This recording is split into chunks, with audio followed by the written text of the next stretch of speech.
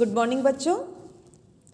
आज का अपना टॉपिक रिपोर्ट राइटिंग, शोध प्रतिवेदन। आपका जो ये पेपर है political analysis and research methodology, इससे पूर्व अपन ने रिपोर्ट राइटिंग से पूर्व अपन ने तथ्यों को हम कैसे एकत्र करेंगे शोध के लिए, रिसर्च के लिए, अनुसंधान के लिए, एकत्र करने के बाद उनका किस प्रकार से विश्लेषण करेंगे, एनालिसिस करेंगे, किस प्रकार से उनको कोड देंगे, किस प्रकार से क्लासिफिकेशन करेंगे और किस प्रकार से टेबुलेशन के माध्यम से हम अपने शोध को आगे बढ़ाएंगे। इन सब चीज़ों के बाद जब हमने तथ्यों को एकत्र कर लिया, उनका एनालिसिस कर लिया, टेबुलेशन हो गया, सारणीयन हो गया, उसके बाद नंबर आता है रिपोर्ट राइटिंग का। शोध को जो हमने तैयार किया है उसको हम कैसे लिखेंगे। रिसर्च में ये इम्पॉर्टेंट चीज़ है। तो शोध संबंधी प्रबंध या प्रतिवेदन अनेक प्रकार से लिखा जाता है। कई तरीके हैं रिपोर्ट को लिखने के। विभिन्न विषयों में, यानी हर विषय में इसके अलग अलग स्वरूप हैं और अलग अलग शैलियाँ हैं। क्योंकि हमारा विषय राजनीति विज्ञान है, तो राजनीति विज्ञान से संबंधित जो शोध के प्रतिवेदन हैं उनमें कुछ प्रकरणों का होना आवश्यक है। कुछ बिंदुओं को हम इसमें शामिल करेंगे कि हमारी रिपोर्ट राइटिंग बिल्कुल सही बने, रिपोर्ट राइटिंग बिल्कुल सही हो। नंबर 1, इंट्रोडक्शन यानी प्रस्तावना। किसकी प्रस्तावना? रिपोर्ट राइटिंग की प्रस्तावना। प्रस्तावना शोध समस्या एवं कार्यक्रम का एक प्रारंभिक परिचय होती है, यानी जो इंट्रोडक्शन है वो इम्पॉर्टेंट चीज़ है रिपोर्ट राइटिंग में। हमने जो रिसर्च का टॉपिक लिया है, जो शोध का टॉपिक लिया है, वो कौन सी प्रॉब्लम को लिया है, कौन सी समस्या को लिया है और इस समस्या की हमारी प्लानिंग क्या है का जो शुरुआत का परिचय होता है वो हम इंट्रोडक्शन में डालते हैं। इसमें शोध समस्या के उद्गम, योजना और उसकी शोध की उपयोगिता क्या है, इस पर विचार किया जाता है और इसे बताया जाता है कि शोध और सर्वेक्षण, जो सर्वे है, जो रिसर्च है, किस संस्था के द्वारा किया जा रहा है, किस विभाग के द्वारा किया जा रहा है, किस डिपार्टमेंट के द्वारा किया जा रहा है, उसके क्या उद्देश्य हैं। जो हमारा शोध है, जो रिसर्च है, उसके उद्देश्य क्या है, उसके एम्स क्या हैं और उसके लक्ष्य क्या हैं और उसके लिए कितनी अवधि निर्धारित की गई है कि कितने समय में शोध को पूरा किया जाएगा। इसमें प्रयुक्त प्रविधियों, टेक्निक्स को और जो काम करने में जो कुछ प्रॉब्लम्स आएंगी, कठिनाइयाँ आएंगी और तथा सहायता देने वाली संस्थाओं एवं व्यक्तियों का उल्लेख किया जाता है। तो जो इंट्रोडक्शन पार्ट हुआ रिसर्च का, रिपोर्ट राइटिंग का, वो बहुत इम्पोर्टेंट है। इसमें क्या दिखाया जाता है, क्या शामिल किया जाता है कि रिसर्च के उद्देश्य क्या है, लक्ष्य क्या है, कितनी समय में, कितने टाइम पीरियड में इस शोध को पूरा किया जाएगा, इसमें कौन कौन सी टेक्निक्स काम में ली जाएंगी, इसमें कौन कौन सी कठिनाइयाँ आ सकती हैं और इस रिसर्च वर्क में कौन सहायता देगा, चाहे व्यक्ति हो चाहे संस्था हो। इन सब का उल्लेख इस प्रस्तावना में, इंट्रोडक्शन में किया जाता है। प्रस्तावना के तुरंत बाद या हम अलग से भी समस्या का परिचय, पृष्ठभूमि, अनुसंधान की आवश्यकता बताई जाती है कि इस रिसर्च की आवश्यकता क्यों है, इसका जो हिस्टोरिकल बैकग्राउंड है वो क्या है। समस्या के चयन के आधार पर संभावित सैद्धांतिक और व्यवहारिक लाभ की आशा, अन्य अध्ययन का भी इसमें शामिल करने का प्रावधान होता है। तो रिपोर्ट राइटिंग का जो फर्स्ट अपना स्टेप है वो है प्रस्तावना, रिपोर्ट राइटिंग, इंट्रोडक्शन। जो दूसरा रिपोर्ट राइटिंग का स्टेप है, जो आवश्यक चीज़ है, वो है उद्देश्य एवं क्षेत्र, एम्स एंड स्कोप। प्रतिवेदन में शोध के उद्देश्य, ज्ञान का विस्तार और किसी समस्या का क्रियात्मक समाधान बताया जाता है। यानी जो हमने रिपोर्ट राइटिंग तैयार करेंगे उसमें मेन चीज़ कि हमारे शोध का, हमारे अनुसंधान का, हमारे रिसर्च का उद्देश्य क्या है और जो समस्या हमने ली है उसका क्रियात्मक समाधान क्या हो सकता है, इस पर चर्चा की जाती है। उसका उद्देश्य सर्वथा नवीन ज्ञान प्राप्त करना या विद्यमान ज्ञान में सुधार संशोधन करना हो सकता है यदि उसे किसी संस्था, सरकार आदि के द्वारा कराया जा रहा है तो उसके उद्देश्यों को स्पष्ट कर दिया जाता है और इसी से उसकी सीमाओं का, लिमिटेशंस का एवं कार्यक्षेत्र का भी पता चल जाता है। कार्यक्षेत्र में भौगोलिक क्षेत्र, सामाजिक वर्ग, जो निर्धारित इकाइयां हैं जिनमें शोध कार्य किया जाना है, इस पर चर्चा की जाती है, इसका उल्लेख किया जाता है। अध्ययन क्षेत्र में ही राजनीतिक पक्षों संबंधी आदि का निर्धारण कर दिया जाता है। उसमें उन कारणों और दृष्टिकोणों का उल्लेख किया जाता है जिनके आधार पर अध्ययन को सीमित और विस्तृत बनाया जाता है। तो रिपोर्ट राइटिंग का जो दूसरा एस्पेक्ट है इंट्रोडक्शन के बाद कि शोध का क्षेत्र क्या है और शोध के उद्देश्य क्या है, शोध किसके द्वारा किया जा रहा है, क्यों किया जा रहा है और उसका क्षेत्र कैसा है, सीमित है या विस्तृत है। दोनों प्रकार से हम शोध को कर सकते हैं। रिपोर्ट राइटिंग का शोध प्रतिवेदन का जो तीसरा पक्ष है वो है पद्धति वैज्ञानिक विवेचन। जो हमारी मेथोडोलॉजी है, जो हमारी पद्धति है, उसको हम एक्सप्लेन करेंगे कि हम कौन सी पद्धति के तहत अपने शोध जो हमने करा है उसकी रिपोर्ट तैयार करने जा रहे हैं। प्रत्येक प्रतिवेदन में, प्रत्येक रिपोर्ट राइटिंग में यह बताना आवश्यक होता है कि उसकी विषय वस्तु, जो हमने सब्जेक्ट मैटर एकत्र किया है, कौन सी पद्धति से अध्ययन किए जाने योग्य है। हम किस पद्धति से अपने शोध को करेंगे और उसमें तथ्य संकलन की जो प्रविधियां हैं, हमने जो फैक्ट्स को इकट्ठा करने की बात है उसकी पद्धतियां क्या है, प्राइमरी डेटा क्या होंगे, सेकेंडरी डेटा क्या होंगे, प्राथमिक और द्वितीयक स्रोत क्या होंगे और इंटरव्यू किस प्रकार से लिया जाएगा, जो निर्देशिका है आदि का उल्लेख भी इसमें किया जाता है। यदि उसकी सामग्री गणात्मक है तो मापन विधियों एवं प्रमापों का भी वर्णन किया जाता है।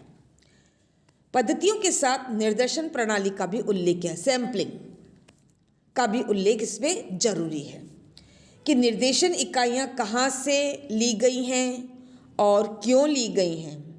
इसमें बताना यह भी आवश्यक है कि जो निर्देशन है वो जो बिल्कुल प्रतिनिधित्वपूर्ण होना चाहिए।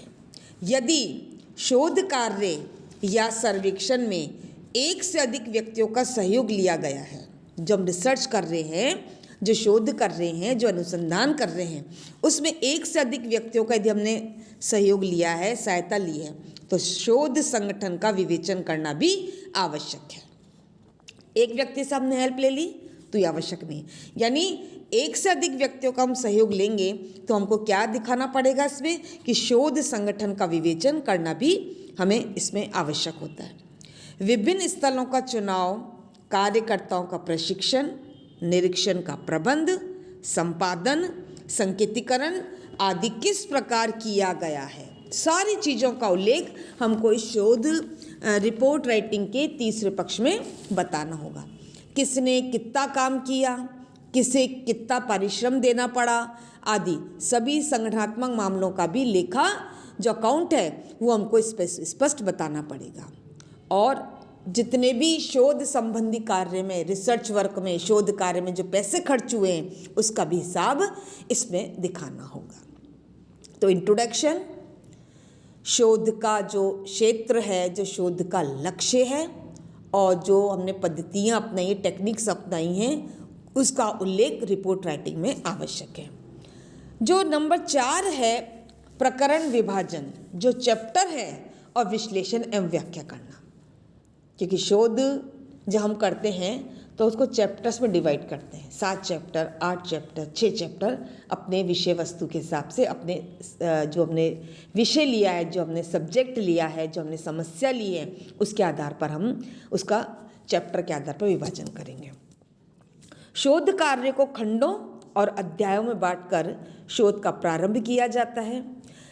प्रारंभ के बाद जो हम शोध के बीच में जो चैप्टर डालेंगे उसका, और फिर हम उसका मूल्यांकन, इवेल्युएशन कैसे करेंगे, इसको हमको दिखाना पड़ता है। प्रारंभिक अध्याय में जो शुरुआत के चैप्टर्स हैं उसमें हमने तथ्यों को कैसे एकत्र किया है ना, योजना हमारी क्या है, प्लानिंग क्या है, इनसे संबंधित होते हैं शुरुआत के चैप्टर्स। और जो मध्य भाग है उसमें तथ्यों का वर्गीकरण किया जाता है, सारणीयन किया जाता है, विश्लेषण किया जाता है और क्षेत्र कार्य से संबंधित होता है। जो अंतिम भाग है रिसर्च का, उसमें व्याख्या की जाती है सारे चैप्टर्स की और निष्कर्ष निकाले जाते हैं, क्योंकि हमको एंड में क्या करना है, हमको एंड में थ्योरी बिल्डिंग करनी है, हमको जो समस्या ली उसका समाधान करना है, इसलिए हमको सामान्यकरण की ओर बढ़ना है, इसलिए निष्कर्ष आवश्यक है। आवश्यकता पड़ने पर सारणीयन, मानचित्र, रेखाचित्र आदि भी तैयार किए जाते हैं। विश्लेषण कार्य में सदैव संकलित तथ्यों एवं तर्कों का सहारा लिया जाता है।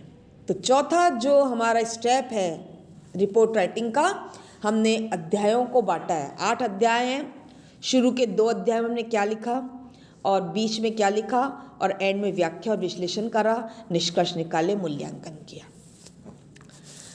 अब फिर आता है सुझाव और समाधान, सजेशन और सॉल्यूशन। अनेक शोधक सुझाव एवं समाधान देने को वैज्ञानिक प्रतिवेदन का आवश्यक अंग नहीं मानते, क्योंकि हम किसकी बात कर रहे हैं, वैज्ञानिक। जो हमारी रिपोर्ट राइटिंग एकदम साइंटिफिक है, सही है, तो इसमें सुझाव की, सजेशन की और सॉल्यूशन की बात ही नहीं आती। लेकिन जब शोध किसी संस्था की ओर से किया जाता है, उसमें कोई ना कोई समस्या निश्चित रूप से होती है, तो उस समय शोधकर्ताओं के लिए अपने सुझाव एवं समाधान देना आवश्यक हो जाता है और उसमें ये बताया जाता है कि किस प्रकार के उपाय करने से स्थिति में सुधार हो सकता है। तो हमारा 5वां पॉइंट क्या हुआ, सुधार और समाधान, सुझाव और समाधान किस प्रकार से हो सकता है। अब लास्ट में जो आता है संलग्न पत्र, जो हमने पूरा शोध किया है उसमें क्या क्या चीज़ें हमने साथ में लगाई हैं। प्रतिवेदन के मूल भाग से संबंध रखने वाली सूचियाँ, जो प्रलेख हैं, जो प्रश्नावलियाँ हैं, जो चार्ट विवरण हैं आदि अलग से अंत में रखे जाते हैं और इन्हीं में से संदर्भ ग्रंथ सूची, बिब्लियोग्राफी, सारणीयन आदि को रखा जाएगा। हमने जो शोध तैयार किया है, जो हमने रिसर्च की है, उस हमने किस किस में चीज़ें ली है, हमारी बिब्लियोग्राफी क्या है, हमने किस मैगजीन को पढ़ा, उसमें से कुछ लिखा, कौन कौन सी किताबें ली, कौन कौन से न्यूज़पेपर लिए, उन सब की एक संदर्भ ग्रंथ सूची संलग्न किया जाता है रिपोर्ट राइटिंग में। और एक उपयोगी एवं अच्छी रिपोर्ट राइटिंग विषय संबंधी मौलिक ज्ञान प्रदान करती है। ओरिजिनल जो चीज़ आती है वो भरकर आती है, उसमें वैज्ञानिक के साथ ही साथ जन समुदाय का भी पूरा ध्यान रखा जाता है और वह देखने में बहुत सुंदर, स्वच्छ, आकर्षक और बिल्कुल ठीक प्रकार की होनी चाहिए, आकार के, साइज़ की। ऐसे नहीं बहुत बड़ी रिपोर्ट राइटिंग जो पढ़ने में ही मज़ा नहीं आए, ना तो बहुत छोटी जिसमें सारी चीज़ों को हम शामिल नहीं कर सकते, यानी बिल्कुल सही हर चीज़ को इसमें तरीके से सूचीबद्ध किया जाना चाहिए।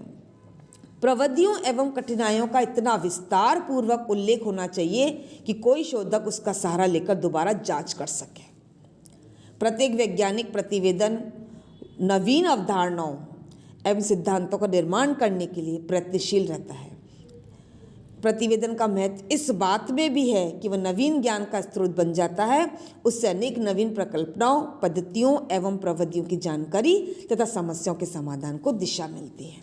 यानी हमने जो शोध में जो काम किया है और हमने किस चीज़ को अध्ययन करते हुए काम लिया है, उन सब की एक सूची हमको रिपोर्ट राइटिंग के अंत में लगानी पड़ती है, जिससे कि जो हमारा रिसर्च वर्क है वो बहुत अधिक वैज्ञानिक साइंटिफिक हो सके और आने वाले जो लोग हैं इस रिपोर्ट राइटिंग को पढ़कर, इस संलग्न सूची को पढ़कर आगे शोध कार्य करने में सक्षम हो सके।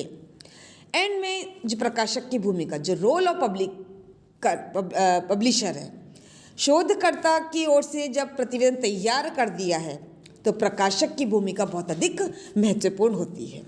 प्रकाशक का जो काम है, जो अच्छे शोध है, जो अच्छी रिपोर्ट राइटिंग है, जो अच्छा अनुसंधान है, उनको सही समय पर और सही मूल्य में प्रकाशित करने में अपनी भूमिका को निभाएं, अपनी भूमिका का निर्वहन।